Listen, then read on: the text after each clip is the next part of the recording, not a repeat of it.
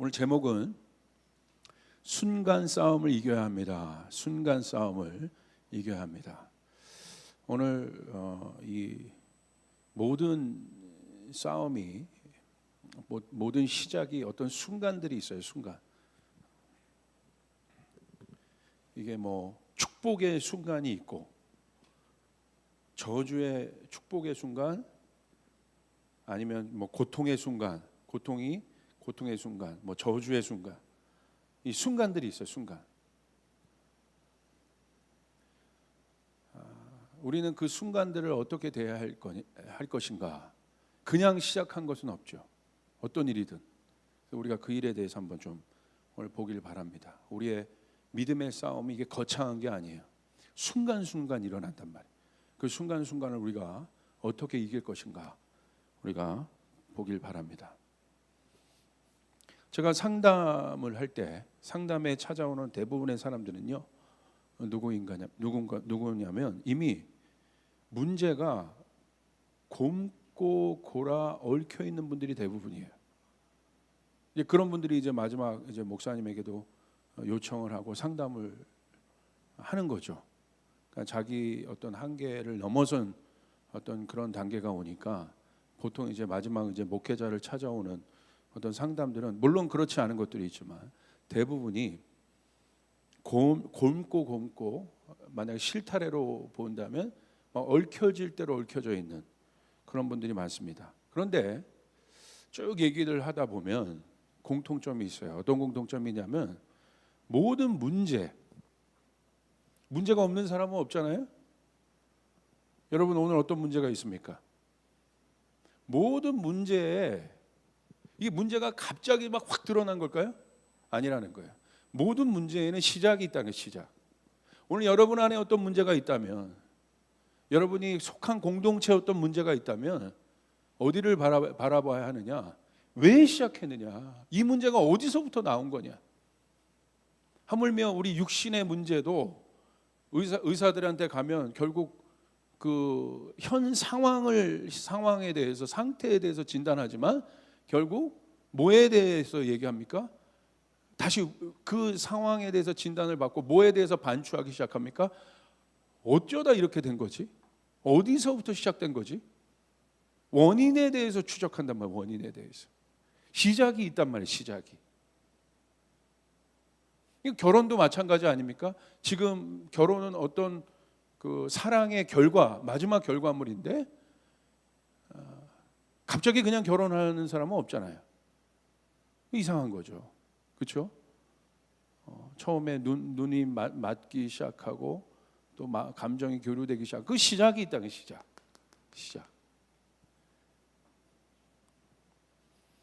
그 시작을 보게 됩니다. 근데 그 시작은 제가 보니까 대부분 이렇게 그 시작을 좀 잘 막았으면, 그 시작의 순간을 좀 잘 처리했으면 여기까지 곪지 않았을 텐데, 여기까지 오지 않았을 텐데 라는 생각을 가질 때가 참 많아요. 지금 곪고 곪은 상태로 이렇게 왔는데 그 곪은 문제라 할지라도 시작이 있었을 것 아니에요. 그 시작을 좀 잘 처리했으면 좋았을 텐데, 여기까지 번지지 않았을 텐데, 이런 생각을 할 때가 많습니다. 제가 예전에 미국의 미디어 사역을 하는 한 목사님의 영상을 본 적이 있어요. 그 목사님이 만든 영상은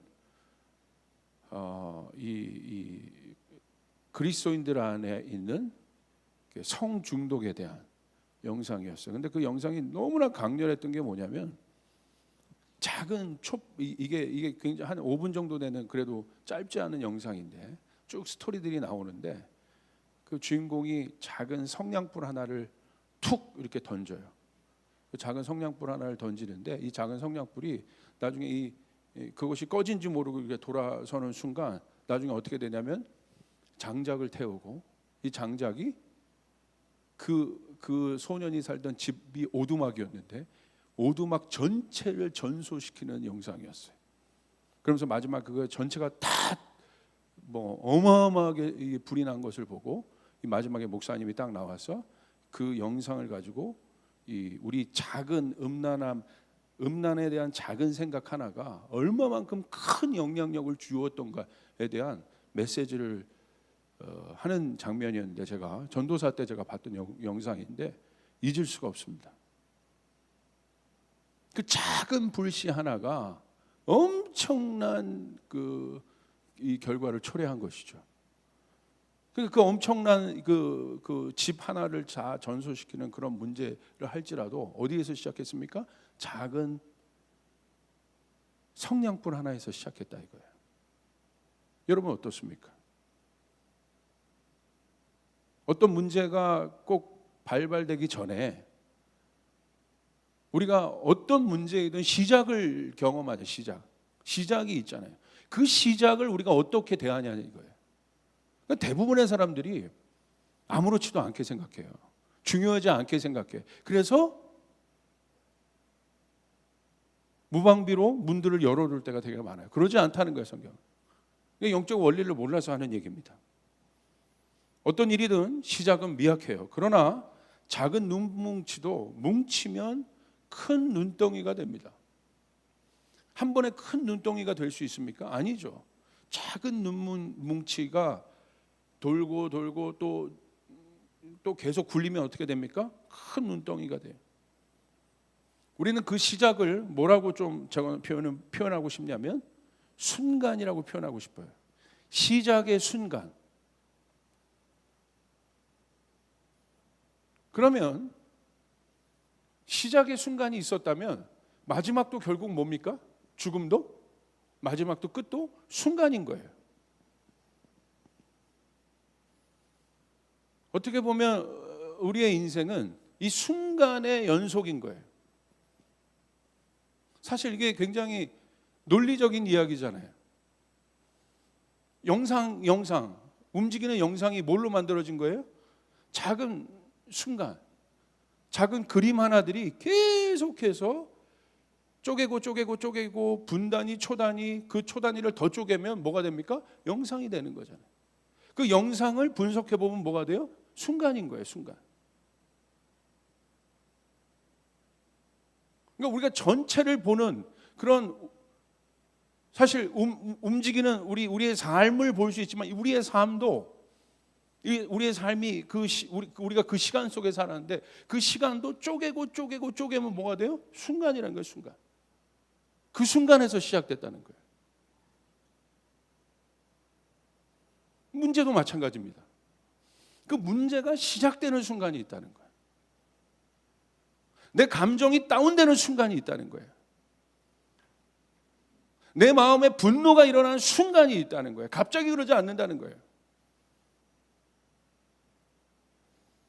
그 분노의 순간을 무방비로 내버려두면 어떻게 됩니까? 미움의 순간을 무방비로 내버려둔다면 어떻게 되겠습니까? 우리는 성경에서 많은 곳에서 그런 사건을 찾아볼 수 있지 않아요? 다윗도 순간에 자기 안에 들었던 그 음욕에 대한 마음들을 열어놨더니 어떻게 돼요? 나중에 다윗이 했던 그 순간의 문이 가져왔던 파장을 보십시오. 이게 제네레이션까지 내려가요. 작은 성냥불 하나가 나라 전체를 태워버려요. 순간에 된 거예요, 순간.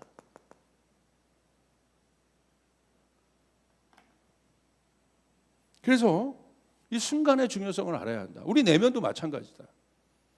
그러니까 내가 영적으로 깨어있다는 건 바로 뭐냐면 이 순간의 중요성을 아는 거예요. 사단도 순간을 노리고 있잖아요. 삼킬 자를 찾는다고 되어 있어요. 두루 다니며 그 순간을 포착한다고 되어 있어요. 제가 그 다큐멘터리 중에 북극곰의 여정을 봤어요. 어미 북극곰이 두 마리의 새끼 북극곰을 데리고, 요즘에 그 온난화 현상 때문에 자꾸 이제 빙하가 녹으니까 뭐 이제 살 곳이 별로 없습니다. 그래서 먹을 것이 풍부한, 이제 북극곰들은 주로 바다 표범 뭐 이런 것들을 먹어요. 그 주식들이야. 그래서 그것이 풍부한 곳으로, 그 바다 표범들은 또 그들이 그 해저에서, 바다에서 주는 그 양식이 풍부한 곳으로 계속 옮기니까, 그들이 옮기니까 이들도 옮겨질 수밖에 없어.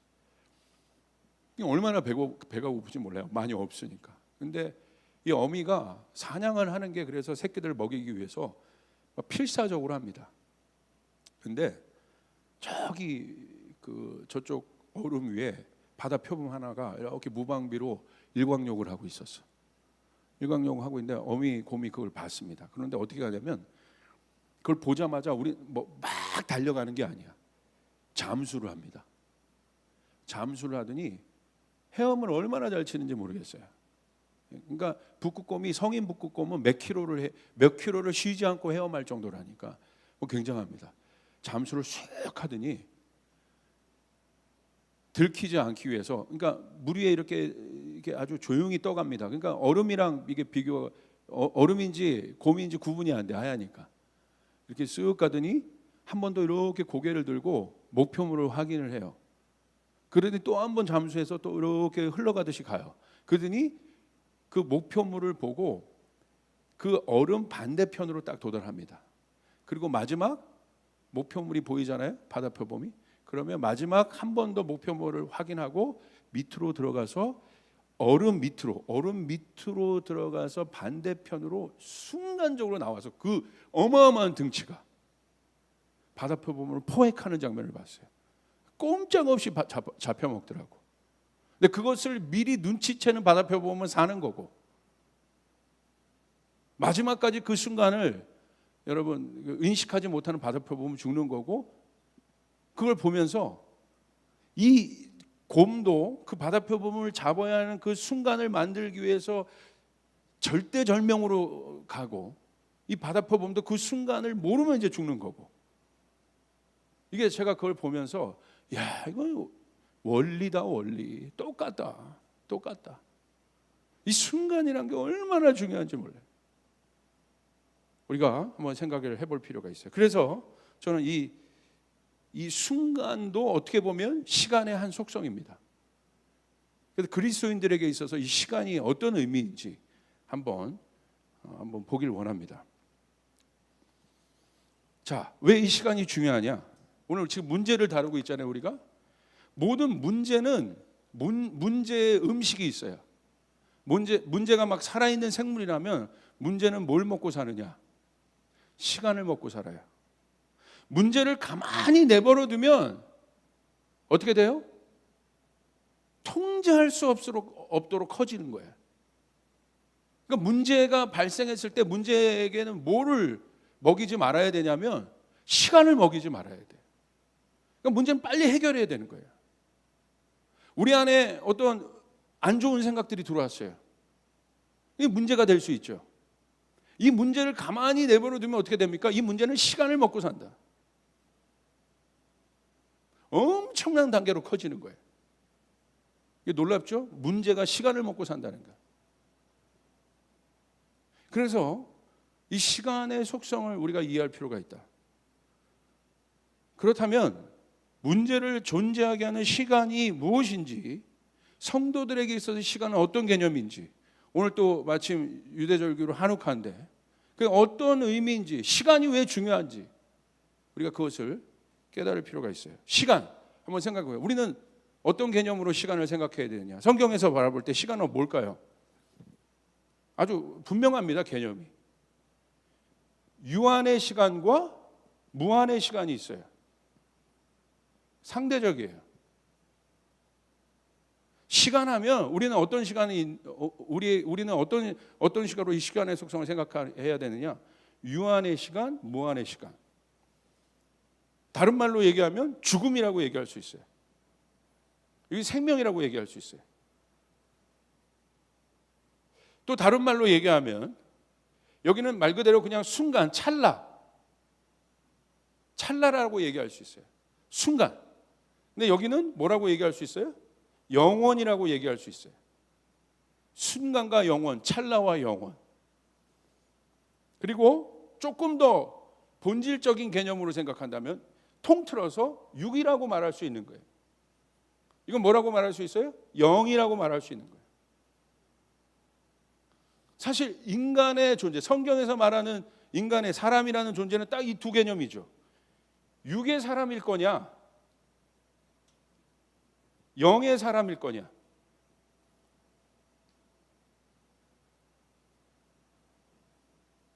우리는 시간이라는 어떤 물리적 개념에서 뭔가를 자꾸 파악하려고 하는데 사실은 성경은 뭘 말하고 있습니까?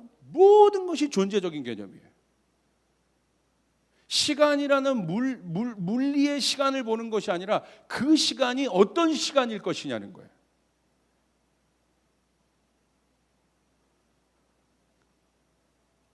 자, 이 부분에 대해서 우리가 깊이 이해하기 위해서는 시편 90편 1절부터 10절에 나온 시편 90편의 사실은 이 모세의 노래를 통해서 시간의 개념에 대해서 우리가 조금 더 구체적으로 접근해 볼 수 있습니다. 우리가 한번 모세의 시를 한번 보길 바랍니다. 시편 90편. 모세가 이렇게 얘기했습니다. 세 번역으로 제가 읽으면 주님은 대대로 우리의 거처이셨습니다. 주님이 우리의 거처라는 거예요. 주님이 우리가 거할 곳이라는 거예요. 자, 이 거할 곳이라는 장소의 개념이 굉장히 중요한데 우리가 그 안에 있기 때문에 우리가 의미 있는 존재라는 거지. 그러니까 내가 거듭났다는 건 뭐예요? 거처가 바뀌었다는 거예요. 장소가 바뀌었다는 거예요. 그게 거듭남이에요. 다시요. 내가 거듭났다는 건 내가 거하고 있는 차원이 바뀌었다는 거예요. 3차원적인 곳에 내가 있을 것이냐, 아니면 영적인 차원 쪽에 내가 있을 것이냐. 그게 바로 이 거할 곳입니다. 주님은 우리의 거처입니다. 내가 정말 지옥에 있을 것이냐, 지옥이란 거처에 있을 것이냐, 하나님을 모름으로 말미암아, 아니면 천국에 있을 것이냐. 거처에 대한 개념이에요. 하나님을 떠난 또 범죄한 인간은 하나님이 지정했던 장소, 그 거처에서 쫓겨나서 다른 거처로 가게 됐어요. 고통의 거처로 가게 됐어요.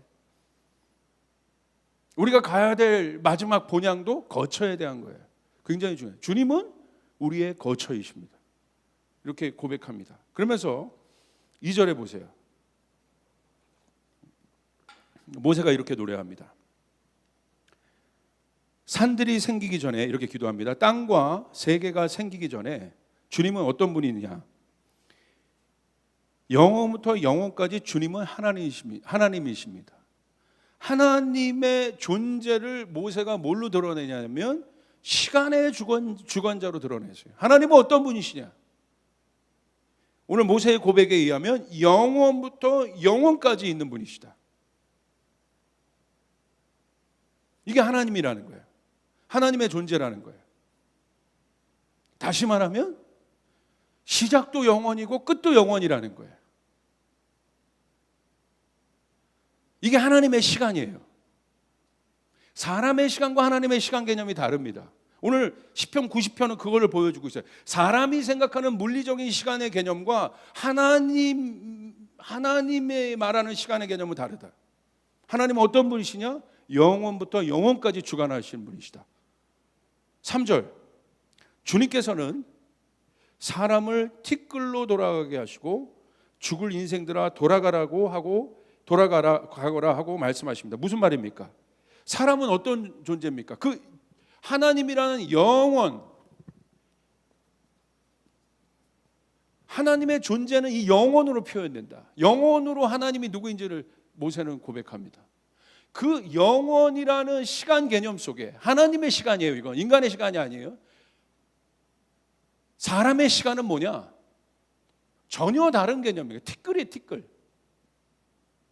이 티끌은 뭐예요? 의미 없다는 거야. 티끌이 의미가 있습니까? 사람의 시간이 어떤 사람에게는 나는 내 시간이 이렇게 중요하고 어떤 사람은 내 인생이 이렇게 중요하다고 얘기하지만 하나님의 시간 개념에서 볼 때 그건 티끌이라는 거야. 티끌. 의미 없다. 그렇잖아요? 네? 영원한 청춘이 있습니까? 가변적이라는 거야.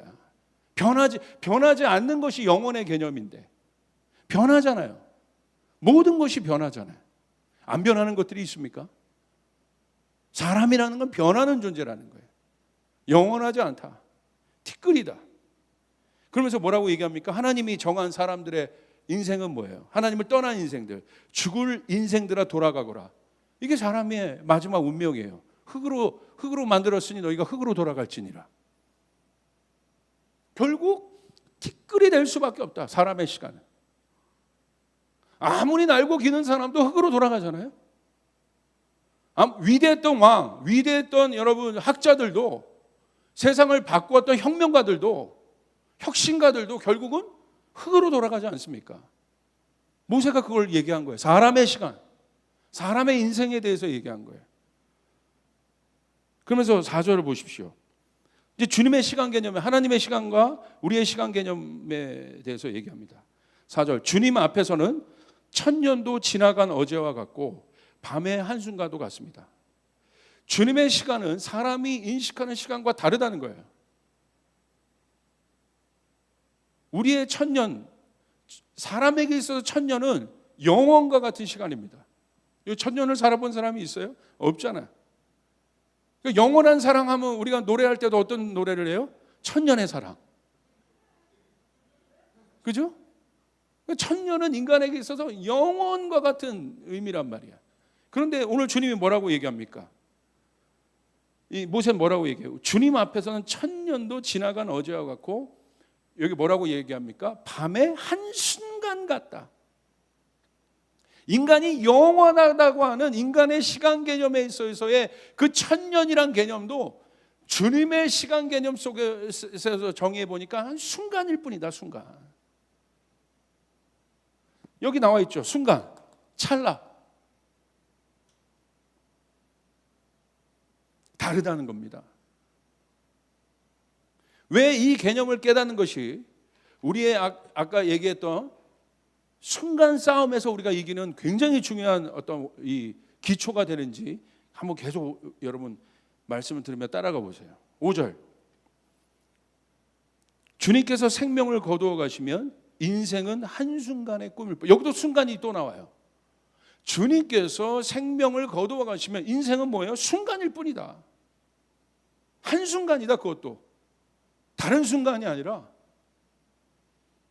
우리는 천년 만년 살 것 같고 그 안에 온갖 희노애락을 겪으며 수많은 것들을 우리가 겪고 미래가 안 올 것 같고 또 이 보장된 미래가 또 영원할 것 같이 교만하여 살지만 모세는 뭐라고 얘기합니까? 한순간일 뿐이다. 그거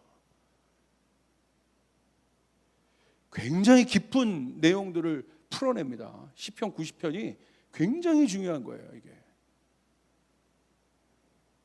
그죠? 그러면서 뭐라고 표현합니까? 인생은 한순간의 꿈일 뿐 아침에 돋아난 한 폭이 풀과 같이 사라져갑니다.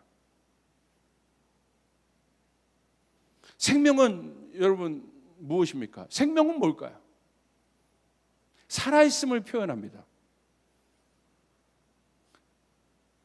그러므로 시간은 살아있는 존재에게 의미 있는 거예요. 이게 시간의 개념이에요. 생명은 내가 살아있다는 거예요. 그러므로 우리가 느끼는 시간은 어떤 시간이냐? 살아있는 존재에게만 의미 있어요. 그러니까 우리가 물리적인 시간 개념 속에서 무엇인가를 보려고 하지만 사실은 그렇지 않다. 존재적인 개념이에요. 죽어있는 사람에게 시간이 무슨 의미가 있겠습니까? 시간이 의미가 없다는 거야. 그래서 영은 생명인 거예요.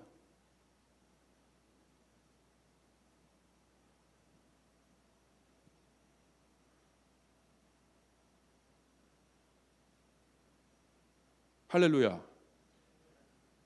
얼마나 중요한 개념입니까? 살아있다. 살아있는 자에게만 시간이 의미가 있는 것이다. 그럼 여러분 살아있습니까? 죽어있습니까? 성경에서는 살아있는 사람을 누구라고 얘기합니까? 어떤 존재가 살아있는 존재입니까? 내가 구원받았다는 건 어떤 의미입니까? 살아있는 존재가 되었다는 거예요. 하나님의 영이 나에게 거하신다는 거예요. 그 사람에게 시간이 의미가 있다는 거예요. 그런데 우리는 하나님의 영이 있으면서도 내 시간을 살아요. 내 개념의 시간, 인간의 시간의 개념에서 살아요. 그리고 거기서 아둥바둥합니다. 희망도 거기서 찾아요. 오늘 성경은 뭐라고 얘기해요? 풀 한 포기 같다, 그거. 6절부터 9절까지 쭉 보시면 같은 맥락이에요. 풀은 아침에 돋아나서 꽃을 피우다가 저녁에는 시들어서 말라버린다. 아무리 예쁜 풀도 아침에 꽃을 피우다가 저녁에는 시들어 말라버리지 않느냐. 그게 생명이냐. 아침에 꽃이 만발했어요, 아름답게. 근데 저녁은 말라 시들어 버렸어. 그게 생명이냐는 거예요. 그게 생명이냐는 거예요. 모세는 굉장히 존재적인 것들을 지금 던지고 있는 거예요. 시간을 얘기하면서. 엄청난 철학자 같아. 꼭 이런 모습들이.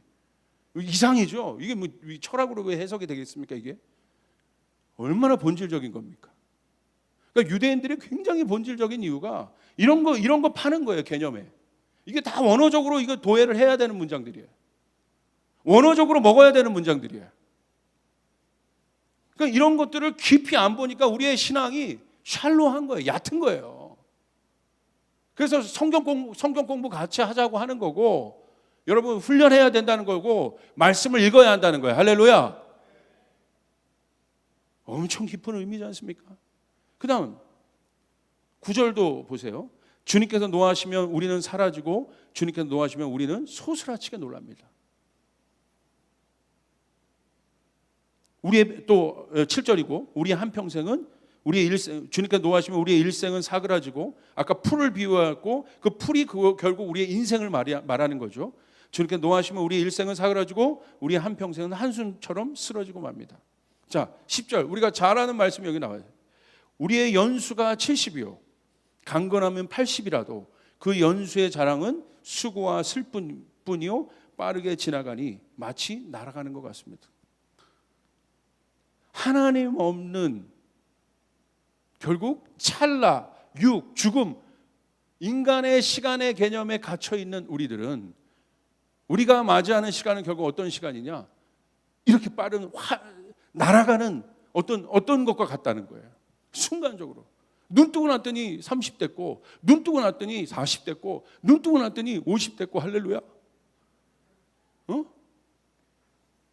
저와 같이 개척을 시작한 멤버들도 20대 초반에서 눈 뜨고 났더니 벌써 30대 40을 바라보고 50, 60 눈 뜨고 났더니 진짜 잠시 잔 것 같은데 눈 뜨고 났더니 내일 모레 저도 50이에요. 주여. 그죠? 평생 살 것처럼 우리가 오늘 그 순간을 아웅다웅하면서 살고 있지만, 오늘 내가 맞이하는 그 순간에 져서 내가 그 순간을 해석하지 못하고 아웅다웅하며 사는 것 같지만, 하나님의 시간의 개념에 볼 때 어떻다는 거예요, 그 순간이. 여러분, 우리가 맞이하는 그러므로 그 순간이 얼마나 소중합니까? 넘길 수 없는 거란 말이야. 천년과 순간이 하나님에게는 의미가 없어. 우리가 생각하는 천년의 개념과 우리가 생각하는 1초의 그 순간의 개념이 하나님의 시간의 개념에는 의미가 없다 이거예요. 내가 구분하는 거지. 그러므로 우리는 하나님이란 분이 어떤 분이냐? 영원이라고 했죠, 모세가. 영원이 어떤 의미인지를 알아야 돼요. 영원. 이 영원은 올람이란 뜻이에요. 올람. 언어로.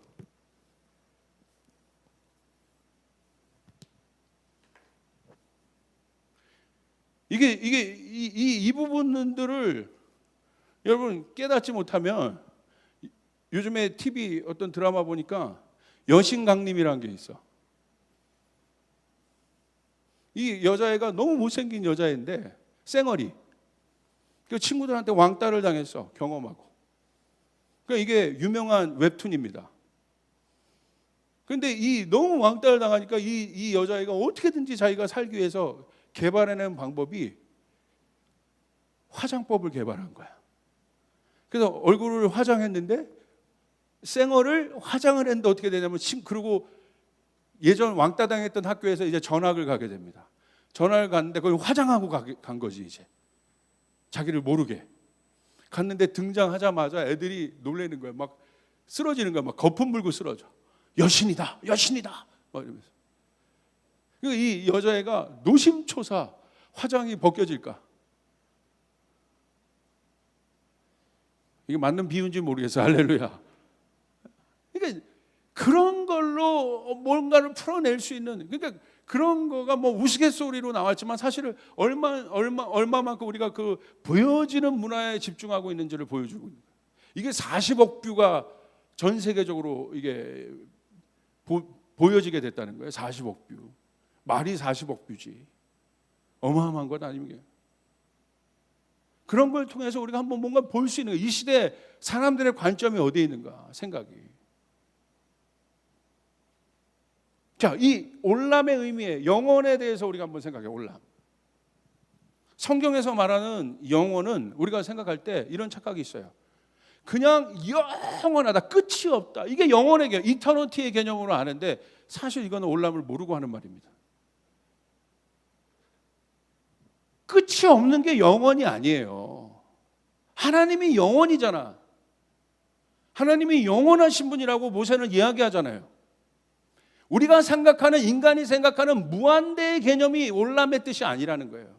이 올람은 어떻게 보면 올람의 뜻은 사실은 특별히 규정된 시간을 말합니다. 우리가 생각하는 무한대에 타 종교에서 말하는 그 무한대의 반복이 아닌 거야. 타 종교에서 말하는 시간도 무한대입니다. 겁이라고 표현해. 겁. 영겁 이러잖아. 근데 그 시간은 어떤 시간이에요? 고통의 시간이 겁으로 반복되는 거야. 그게 영원이냐는 거야. 그게 하나님이냐는 거야. 이해되십니까? 우리가 생각할 때 영원은 그냥 끝이 없다. 그냥 단순하게 우리가 인간의 개념에서 순간과 영원을 나누는데 이건 모르고 하는 소리입니다. 그냥 반복적인 무한함 속에 인간의 시간은 거기에 물리적으로, 하나님은 이게 무한대라고 몇천 년이라고 그냥 생각해 봅시다. 거기에 인간의 시간은 100년밖에 안 되니까 그건 티끌이지. 그 의미가 아니라는 거야. 그 의미가. 그런 물리적인 시간의 의미가 아니라는 거예요. 하나님이신데 영원히. 그 고통이 영원히 반복되는 게 하나님입니까? 아니라는 거지. 이 올람은 특별한 시간을 말합니다. 예를 들어 이런 겁니다. 이해를 편하게 하기 위해서 특별히 귀속된 시간을 말하는 거예요. 우리 남자들이 이 귀속된 시간을 제일 잘 이해할 수 있는 게 뭘까요? 군복무. 군복무 기간 안에는 그 시간 안에 내가 귀속되어 있잖아요. 군인으로서. 그 시간이에요. 귀속되어 있는 시간. 그러니까 시간 자체의 개념보다 시간의 주관자의 어디에 귀속되어 있느냐, 그게 중요한 거죠. 존재적 개념이 중요하다 이거예요. 예를 들어 이런 겁니다. 사무엘상 1장 22절 한번 보세요. 한나의 서원이에요. 한나는 함께 올라가지 않고 자기 남편에게 이렇게 말하였다. 나는 아이가 젖을 뗄 때까지 기다렸다가 젖을 뗀 다음에 아이를 주님의 집으로 데리고 올라가서 주님을 뵙게 하고 아이가 평생 그곳에 머물러 있게 하려고 합니다. 나는 그 아이를 평생 나실 사람으로 바치겠습니다. 한나가 지금 한나에게 있어의 평생 시간은 뭐예요? 나실인으로서 사무엘을 귀속한 시간이에요. 특별한 시간을 말하는 거예요. 의미 있는 시간을 말하는 거예요. 이게 영혼의 개념이에요. 속해 있다. 하나님께 속해 있는 시간. 그 다음 보세요. 사무엘상 13장 13절. 자, 사울 왕에 대해서 이야기합니다. 사무엘이 사울에게 말하였다. 해서는 안 될 일을 하셨습니다. 주 하나님이 명하신 것을 임금님이 지키지 않으셨습니다. 명령을 어기지 않으셨더라면 임금님과 임금님 자손이 언제까지나 이스라엘을 다스리도록 주님께서 영원토록 굳게 세워주셨을 것입니다. 오늘 사울에게 있어서의 영원의 개념은 뭡니까? 주님의 언약을 지키고 있었을 때, 주님 안에 사울이 속해 있을 때 위로부터 그에게 주어진 왕권이 보장되는 거예요. 영원의 개념이 보장되는 거예요.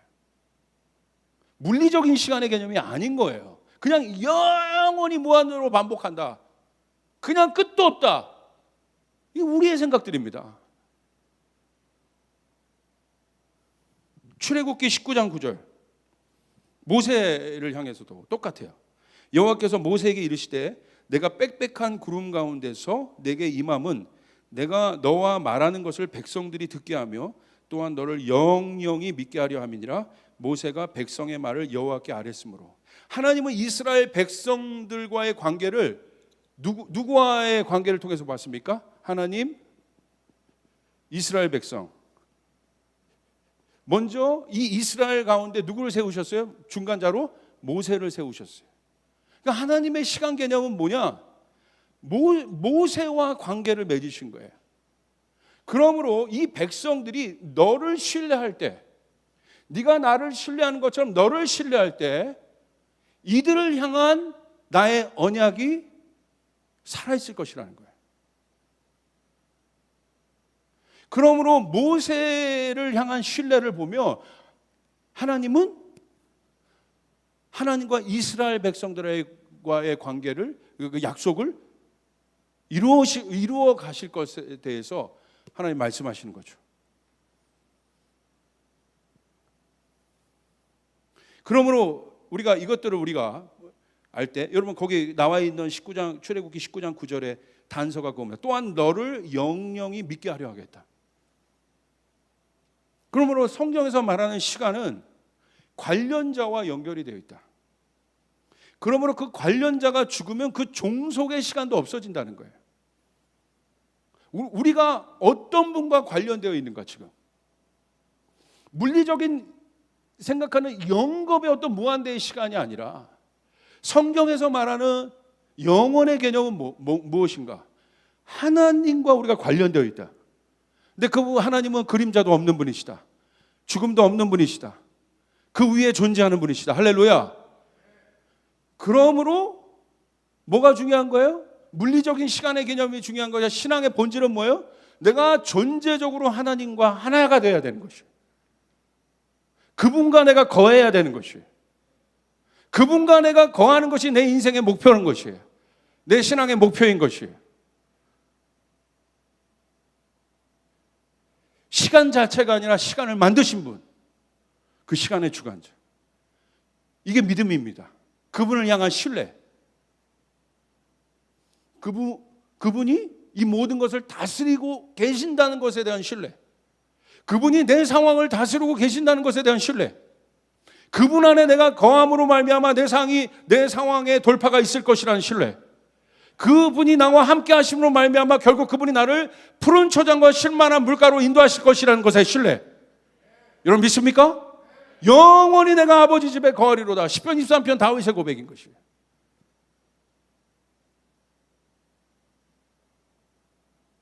굉장히 중요한 거죠. 그래서 기독교의 성화는 돌을 닦는 게 아니에요.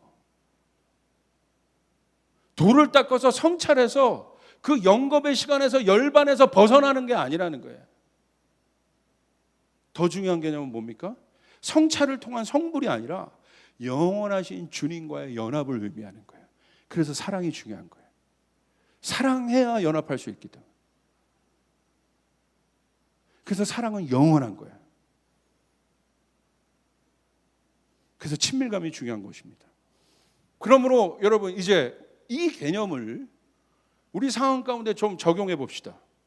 이에 대한 좋은 예가 누굽니까? 예수님이시요. 예수님은 어떤 분이세요? 그분 자체도 시간의 주관자신가? 영원하신가? 왜? 하나님과 하나셨기 때문에. 하나님과 연합되어 오셨기 때문에. 그 영원하신 분이 어디로 들어온 거예요? 유한대, 죽음, 순간적인 인생, 찰나적인 인생, 티끌과 같은 우리 안으로 들어오신 거예요. 그 순간 안으로 들어오신 거예요. 그리고 그 순간을 뭘로 바꾸셨어요? 영원으로 바꿔버리셨어요. 제 말이 지금 이해가 되십니까? 이게 예수님이 하신 일이에요. 우리 안에 오셔서 십자가 위에서 어떻게 하셨어요? 존재적으로 해결하셨다는 거야. 물리적인 어떤 시간을 버텨내신 것이 아니라 차원을 바꿔버리셨다는 거야. 육인, 이 육은 죄인입니다. 한계, 인간의 시간에 갇혀있는, 사람이 맞는 시간에 갇혀있는 그 영향력에서, 그 묶임에서 벗어날 수 없는 그 순간 안으로 그 영원하신 분이 들어오셔서, 이게 해결되려면 여기서 좋은 일 많이 하고 성찰하고 기도 많이 해서 벗어날 수 있는 것이 아니라 존재적인 것, 노력해도 내가 3층까지 올라갔어. 그 사람이 세상에선 성불한 존재같이 여겨. 그럼 노력해서 난 4층 올라가는 개념이 아니야. 올라가봤자 4층인 거야. 올라가봤자 5층인 거고, 와 저분은 위대하다, 20층 올라간 거야. 그래봤자 20층인 거예요. 그래봤자 이 땅의 시간에 속해 있다. 이게 바로 무한의 고통의 시간인 거예요, 인간들의. 이것이 깨지려면 여기서 뭔가 바뀌어지는 것이 아니라 이거 자체가 죽어야 됩니다. 이 순간이 의미 있는 시간으로 바뀌어야 된다.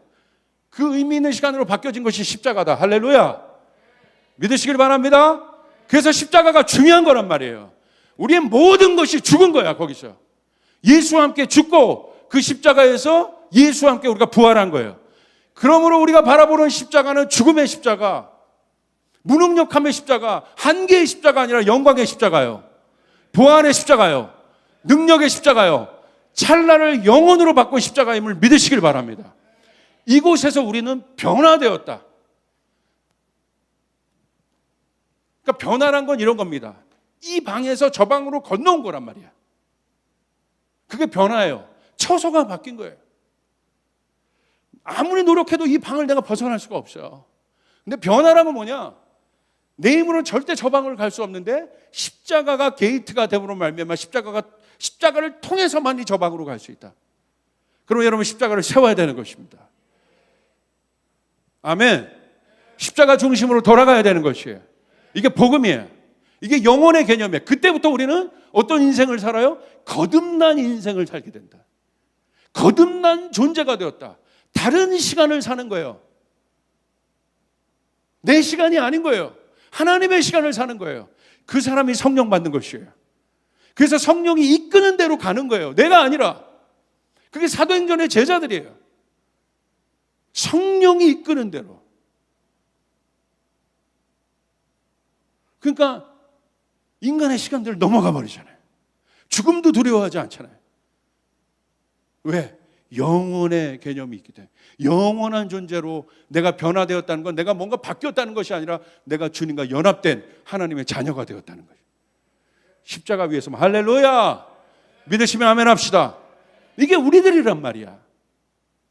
그렇다면 예수님이 우리의 문제를, 이 죄의 문제인데 결국 이 문제를 십자가 위에서 해결하셨고 그분이 바꿔놓으셨잖아. 우리는 이미 그 권세가 우리에게 있다. 믿으시면 아멘 합시다.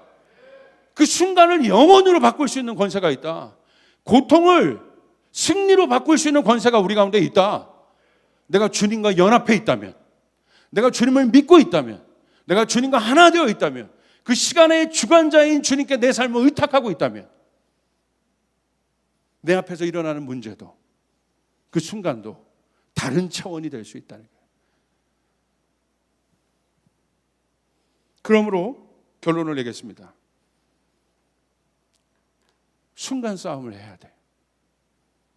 순간에 지면 안 돼요. 그 순간 안에 영혼을 넣을 수 있어야 돼. 순간의 허점을, 여러분 그 순간 안에 영혼이 들어있는 거예요. 그러면 여러분의 삶에서 문제가 일어날 때 느껴지는 그 찰나의 순간을 절대로 함부로 여기지 말라. 치지 말라. 그 순간을. 그 부정적인 생각이 들 때, 그 침울한 감정이 들 때, 그 어려운 마음이 들 때 그 순간을 무방비로 열어두지 말라.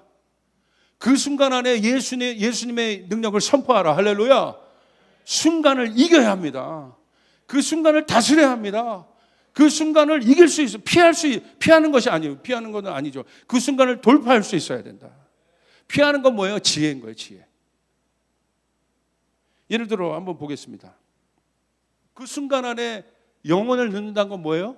아주 분명하죠. 십자가 신앙을 선포하라는 거야. 나는 십자가에서 죽었다. 나는 십자가에서 이미 죽은 존재다. 보라, 이전 것은 지나갔으니 나는 새 것이 되었도다. 할렐루야. 나는 이미 변화된 존재다. 그 문제 안에 그 십자가를 통해서 영혼을 넣어야 돼. 십자가만이 영혼을 넣을 수 있어요. 주님이 하신 거기 때문에. 우린 그것을 믿는 것이에요. 다시요. 여러분 진짜 그것을 선포합니까? 그렇다면 십자가를 선포하란 말이야. 진짜로 믿어야 된단 말이야. 그게 진리요.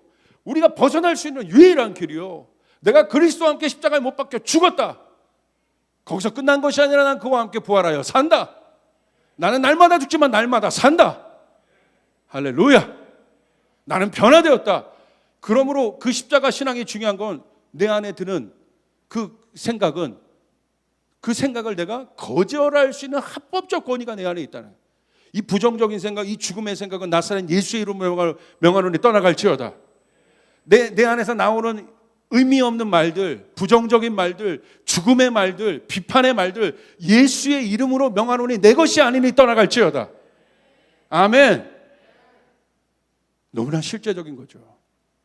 그 순간 안에, 그 순간을 용납하고 받아들이는 것이 아니라 그 순간 속에 거할 수 있는 사람이 된 겁니다. 순간을 다스리는 힘이 있어야 됩니다. 자, 보세요. 모든 것이 순간 싸움이야. 사울의 타락을 보십시오. 어디에서 시작됩니까? 여러분, 헬로 어디에서 시작해요? 첫 번째는 영적인 의미로 본다면 하나님과의 친밀한 관계가 깨진 거예요. 그런데 그게 어디에서 나타나요? 다윗이 골리앗을 이기고 만만히요, 사울은 천천히요 할 때 저들이 나를 만만하게 보나? 성경은 희한하죠? 그 순간을 사진 찍듯이 포착해요. 정확하게 사울 안에 하나님과의 친밀감이 실제적으로 이 땅에 드러나는 순간을 정확하게 포착합니다. 그러므로 여러분의 삶 안에, 내 신앙 안에 나타나는 그 감정들이 여러분의 현 상태란 말이야. 아멘? 난 어저께 예배 잘 들었으니까 괜찮을 거야. 그거 아니고 오늘 내 상태. 여러분, 생명으로 여러분의 상태가 존재하고 있어야 돼. 그럼 원인은 아주 딱 한 가지입니다. 영적 생활이 무뎌진 거예요. 무뎌진 거야. 그래서 열렸는데도 깨닫지를 못하는 거야. 무감각해진 겁니다. 그게 뭐예요? 영적으로 무감각해진 상태? 종교입니다. 종교인이 되었다는. 종교인들은 기도 안 해요. 종교인들은 영적 생활 안 해요. 여기서 말하는 영적 생활에는 하나님과 의미 있는 시간을 보내지 않는단 말이야. 형식적으로 교회 왔다 갔다 하고 형식적으로 예배해요. 그게 종교란 말이야. 복음이 종교에 갇혀 있는 거예요.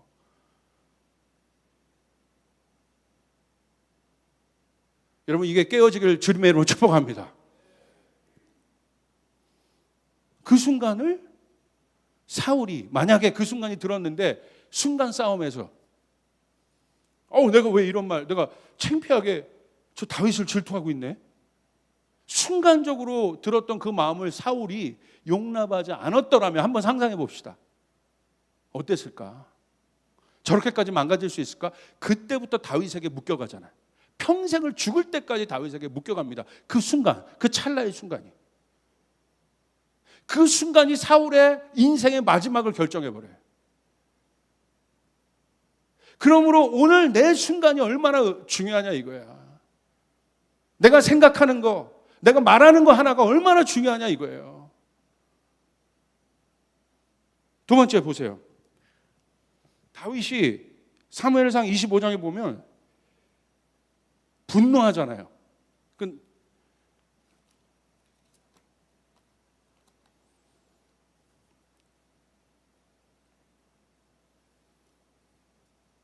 그때 지금 이거 다 내 원래 계획으로는 한 절 한 절 분해하고 싶었지만 25장을 그러려면 지금 한 2박 3일 더 있어야 되는. 그때 이 다윗이 분노하여 칼 차고 나가서 다 죽이려고 그래요. 그때 누가 말립니까? 아비가일이 말려요. 다윗의 분노를 말려. 그때 만약에 다윗이 갔으면 이게 아주 지금 그 부분까지 얘기하면 이게 어렵지만 정치적으로나 아마 이게 모든 게 꼬여가는 순간이야. 근데 누가? 아비가일, 지혜로운 여인이 음식을 통해서 다윗을 진정시킵니다. 그러니까 다윗이 나중에 아비가일 향해서 뭐라고 해요? 지혜로운 여인이라고 얘기해요. 여러분, 이런 여인을 만나야 합니다. 할렐루야. 가서 죽여! 맞고 돌아와가지고 말이야. 우리 어렸을 때도 누구한테 맞으면 부모님들이 그냥 못 나면 가서 너 한 대 때렸으면 너는 2대 때려야 될 거 아니야? 못난 놈의 새끼들. 여보, 뭐 하는 거야? 그만 연기하겠습니다. 할렐루야. 거기 그 여신 그거 보니까 열심히 하니까 거기 차은우가 남자 주인공인데 쿨해. 아주 친데레야. 여자들은 이 친데레를 좋아한대. 친데레. 그래서 뭐 할 때도 뭐 여자애들이 오는데 뭐 눈 하나 깜짝 안 해. 뭐 앞에서 알짱거리면 비켜. 너무 멋있게 뭘 봐. 이렇게 해. 그래서 제가 그거 보다가 엘라한테 아빠도 약간 친데레 목사가 돼볼까? 막 쿨하게 있다가 누가 잘못하면 회개. 누가 막 뭐라고 하면 뭐 설명할 필요도 없어. 기도해.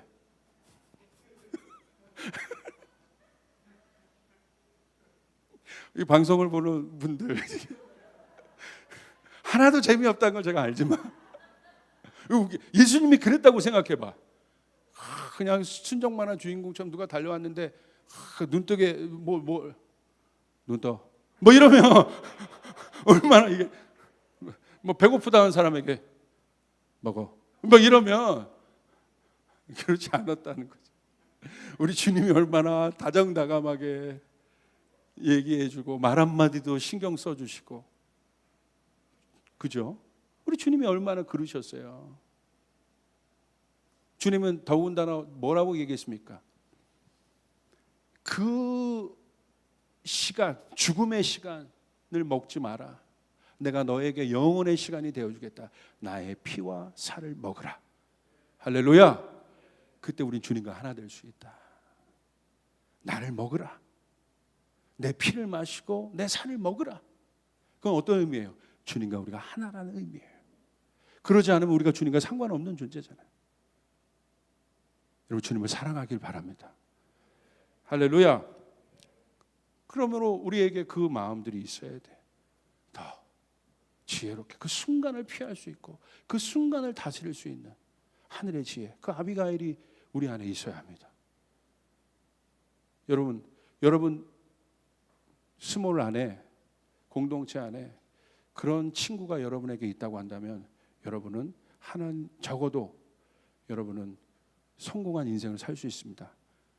그 순간을 피한 것이 성공한 것이 아니라 그 소중한 친구가 옆에 있기 때문에. 여러분, 그런 분들이 여러분 가운데 일어날 수 있기를 주님의 축복합니다. 밧세바 사건도 보십시오. 순간의 싸움에서 졌지 않습니까? 모세도 결국 보십시오. 순간의 분노를 참지 못했지 않습니까? 순간에서 일어난다. 그 순간의 분노가 영원의 약속. 모세가 결국은 여러분 못 들어가지 않습니까? 가나안에. 그러므로 이 순간을 우리가 우습게 여기면 안 된다. 순간 싸움에서 이겨야 한다. 할렐루야. 이 혼의 영역이 바로 순간 싸움이에요. 이 혼의 영역은 내가 막 다짐한다고 이길 수 있는 게 아니에요. 내 생각, 내 감정, 아무리 내가 노력한다고 이길 수 있는 것이 아니에요. 십자가가 더 가까워야 합니다. 십자가를 선포해야 합니다. 눈 뜨면 십자가를 선포하는 거야. 어려움이 있으면 십자가를 선포하는 거야. 그리고 십자가를 찬양해야 되는 것이에요. 그럼 공기가 바뀌어집니다. 우리 혼과 감정에 진치고 있었던 사단의 견고한 진이 골로새서 2장 15절 통치자들과 권세들을 무력하여 드러내어 구경거리로 삼으시고 십자가로 그들을 이기셨느니라. 할렐루야!